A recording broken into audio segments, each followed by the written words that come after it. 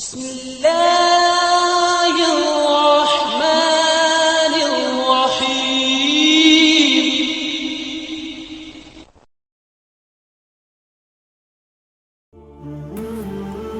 இயற்கை மார்க்கம் இஸ்லாம். இஸ்லாம் ஏக இறைவனாகிய அல்லாஹ்வால் மனித சமூகத்திற்கு அருளப்பட்ட ஒரு முழுமையான வாழ்க்கை நெறியாகும். இஸ்லாமிய சட்ட திட்டங்கள், கொள்கை, கோட்பாடுகள் அனைத்தும் எல்லா காலத்திற்கும் பொருந்தக்கூடியதாகும்.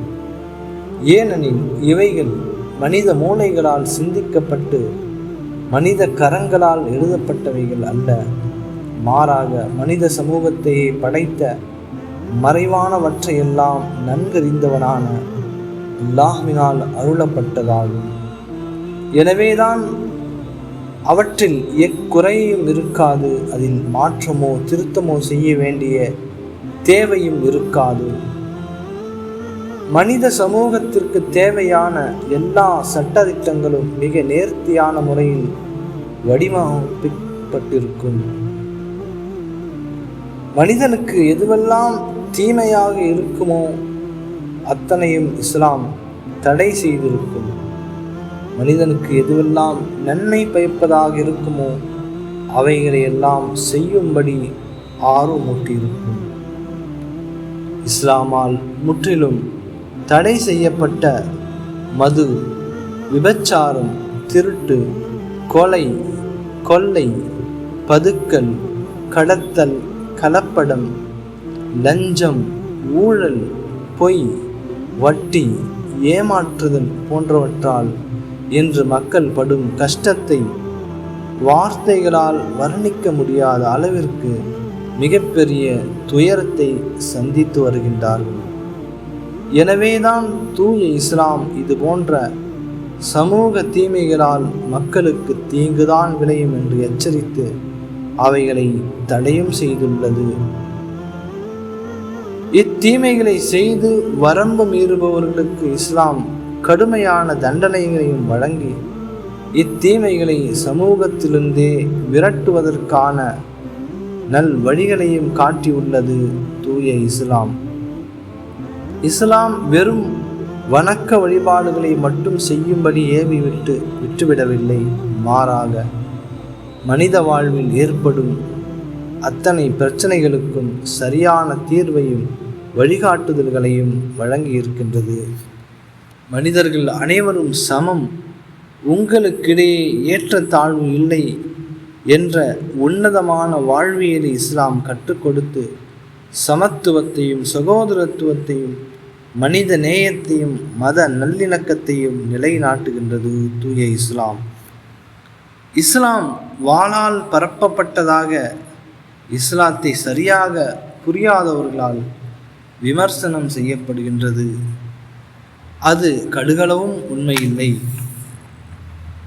ஏக இறைவனாகிய அல்லாஹ்வால் வழங்கப்பட்ட தீனுல் இஸ்லாம் என்ற இந்த மார்க்கத்தை இறுதி தூதர் முஹம்மது நபி ஸல்லல்லாஹு அலைஹி வஸல்லம் அவர்களின் நற்குணத்தினால், அழகிய பண்பாட்டினால் மக்களுக்கு எடுத்துரைத்தார்கள். நபி அவர்களின் அழகிய நற்குணத்தை வைத்து மக்கள் சாறை சாறையாக தீனுல் இஸ்லாத்தில் தன்னை இணைத்து கொண்டார்கள். இதற்கு பல வரலாற்று சம்பவங்களும் ஆதாரமாக உள்ளன. இன்னும் சிலர் இவ்வாறாக விளங்கி வைத்துள்ளார்கள். இஸ்லாம் வந்து 1400 ஆண்டுகள் தான் ஆகின்றது என்பதாக.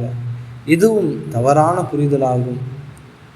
இறுதி தூதர் முஹம்மது நபி ஸல்லல்லாஹு அலைஹி வஸல்லம் அவர்கள் வருகை தந்துதான் 1400 வருடங்கள் ஆகின்றன. தவிர இஸ்லாமிய கொள்கை என்பது ஆரம்ப மனிதரான நபி ஆதம் அலைஹிஸ்ஸலாம் அவர்களின் காலம் தொட்டே தொடர்கின்றன.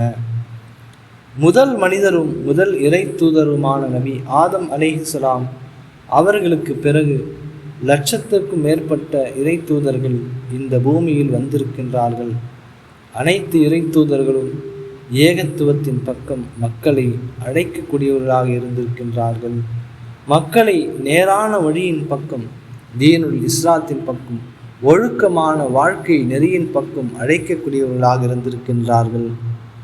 இஸ்லாம் இன்று உலக அரங்கில் நாலா திசைகளிலும் நிறைந்து காணப்படுவதற்கு மிக முக்கியமான காரணங்களாக இருப்பவைகள் இஸ்லாத்தின் நடுநிலையான சட்டதிட்டங்கள், உறுதியான கொள்கை கோட்பாடுகள், அழகிய வழிபாட்டு முறைகள், சமத்துவ சகோதரத்துவம், ஒற்றுமைக்கான வித்திடல், மனித நலன்களை உள்ளடக்கிய கடமை மற்றும் கட்டுப்பாடுகள், ஆண் பெண் இருபாலருக்குமான ஒழுக்கம் நிறைந்த வாழ்வியல் முறைகள், இவைகள்தான் இஸ்லாத்தின் அடிப்படைகளாக இருக்கின்றன.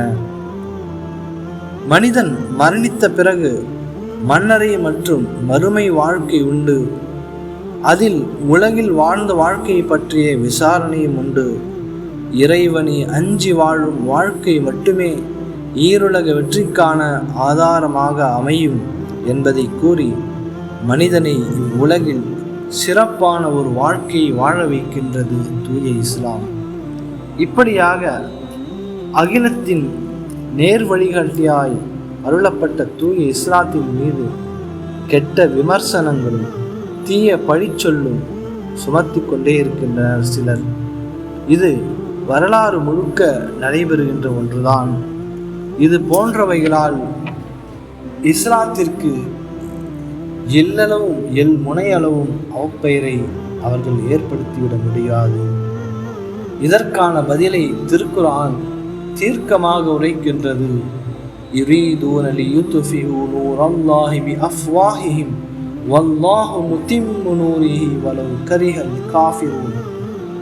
அவர்கள் அல்லாஹ்வின் ஒளியை தம் வாயை கொண்டு ஊதி அணைத்துவிட நாடுகின்றனர். ஆனால் நிராகரிப்பாளர்கள் வெறுத்த போதிலும் அல்லாஹ் தன் ஒளியை பரிபூர்ணப்படுத்தியே வைப்பான். அத்தியாயம் 61 வசனம் 8.